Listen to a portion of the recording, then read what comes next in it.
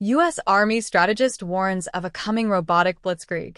The United States military risks suffering a robotic blitzkrieg if it continues treating autonomous systems as supplements to existing doctrine rather than as the central instruments of a new era of warfare, argues a serving U.S. Army strategist, whose land warfare paper published by the Association of the United States Army lays out one of the most comprehensive frameworks for military robotics transformation to appear in American defense literature. Lieutenant Colonel Richard Brennan, III, currently serving as country director for Bahrain and Qatar at the Office of the Undersecretary of War for Policy and a former strategy branch chief for the Joint Counter-Small Unmanned Aircraft Systems Office, published the paper through AUSA's Land Warfare Paper Series under the title The Robotification of Warfare, Strategic Imperatives for the Robotic Age. The paper draws on Brennan's direct experience redesigning the Department of War's counter-drone enterprise and authoring department-wide policy on countering unmanned systems, giving his analysis an operational grounding that distinguishes it from purely academic assessments of the same subject. Brennan's central argument is organized around a historical analogy that military historians will recognize immediately and general readers will find illuminating. He compares the current transition to robotic warfare with the mechanization revolution of the 1920s and 1930s, when the internal combustion engine transformed cavalry and infantry into armored formations, and when militaries that failed to adapt their doctrine to match their new equipment suffered catastrophic consequences. France built the Maginot Line rather than developing mobile armor doctrine, and Germany exploited that doctrinal stagnation with blitzkrieg.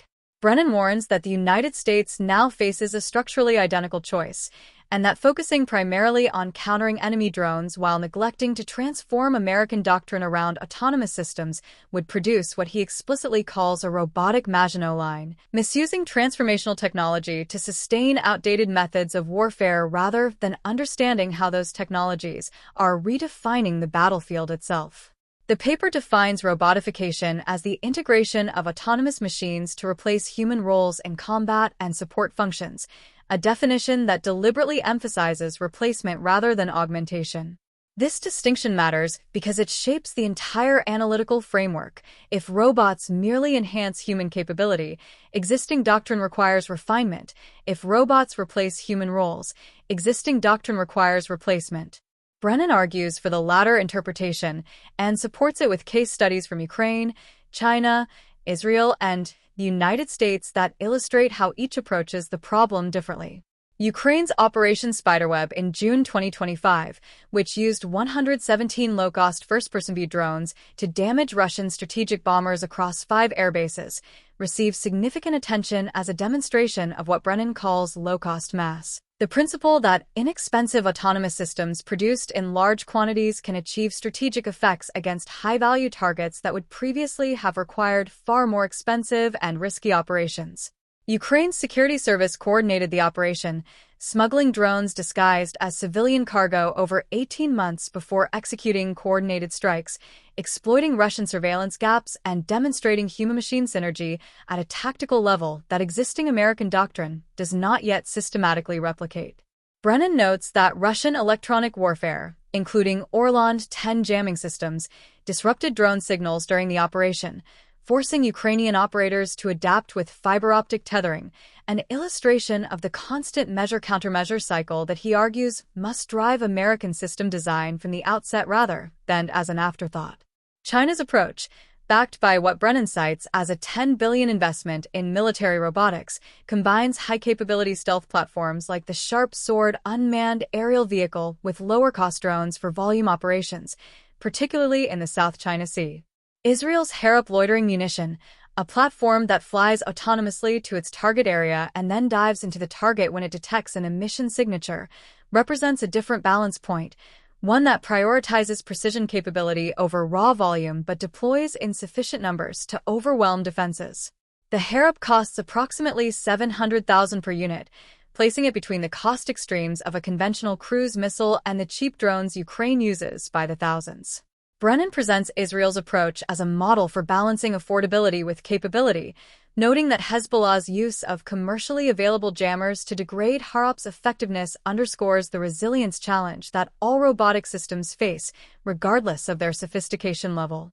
The United States, Brennan argues, has made genuine progress through programs like Project Convergence, which integrates drones, ground robots, and cyber tools into joint operations, and through the development of human-machine integrated formations.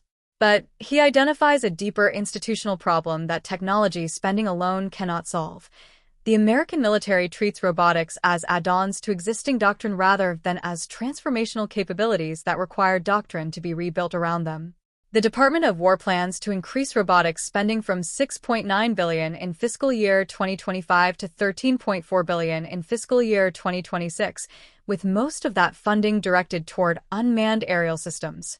Brennan's concern is not that this investment is insufficient, but that without doctrinal transformation and organizational reform, it will produce the robotic equivalent of trucks being used to keep horse cavalry fed rather than to enable an entirely new way of fighting.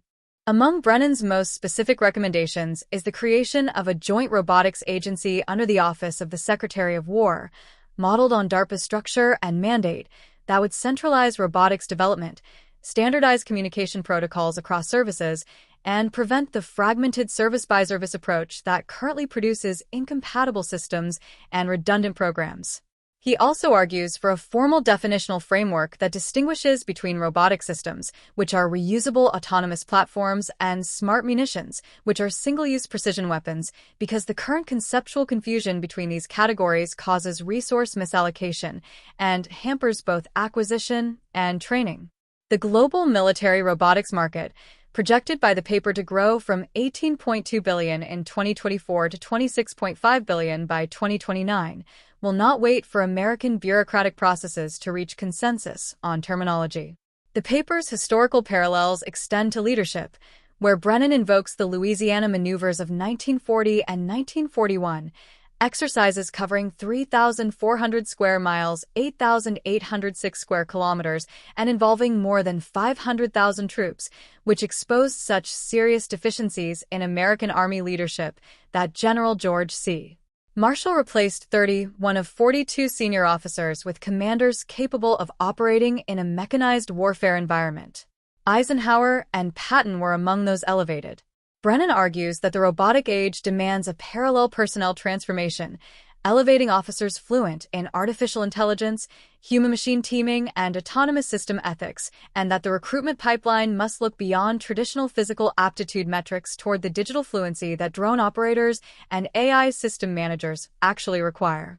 The battlefield is already robotic, and the question is whether the institutions managing that battlefield will adapt their thinking at the speed the technology demands, or whether they will build the next Maginot Line and wait for the blitzkrieg to find the gaps.